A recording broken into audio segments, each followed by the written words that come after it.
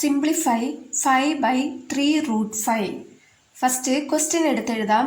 5/3√5 equal to, ഇങ്ങനെ വന്നാൽ നമ്മൾ ആദ്യം ചെയ്യേണ്ടത് ഡിനോമിനേറ്റർ കൊണ്ട് തന്നെ മേലെയും താഴെയും മൾട്ടിപ്ലൈ ചെയ്യണം. ഡിനോമിനേറ്റർ എന്ന് പറയുന്നത് താഴെയുള്ള നമ്പറാണ്.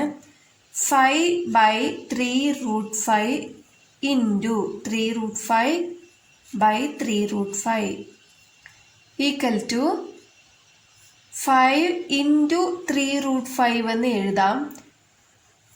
ബൈ 3√5 ഇൻറ്റു 3√5 3√5 ഹോൾ സ്ക്വയർ എന്ന് എഴുതാം. 2 പ്രാവശ്യം ഉള്ളത് കൊണ്ട് നമുക്ക് ഹോൾ സ്ക്വയർ എന്ന് എഴുതാം. Equal to 5 into 3√5 by 3 square into √5 square എന്നാണ് ഇതിൻ്റെ അർത്ഥം. 3 സ്ക്വയർ എന്ന് പറയുമ്പോൾ 9 ഇൻറ്റു √5 സ്ക്വയർ എന്ന് പറയുമ്പോൾ സ്ക്വയറും റൂട്ടും ക്യാൻസൽ ചെയ്തിട്ട് 5 എന്ന് എഴുതാം. ഇപ്പം ഇവിടെ 5ഉം 5ഉം ക്യാൻസൽ ആകും. ഇവിടെ 3 1 3 is 3 3 3s are 9 എന്ന് കിട്ടും. ഈക്വൽ ടു ബാലൻസ് നമുക്ക് √5/3 എന്ന് കിട്ടും.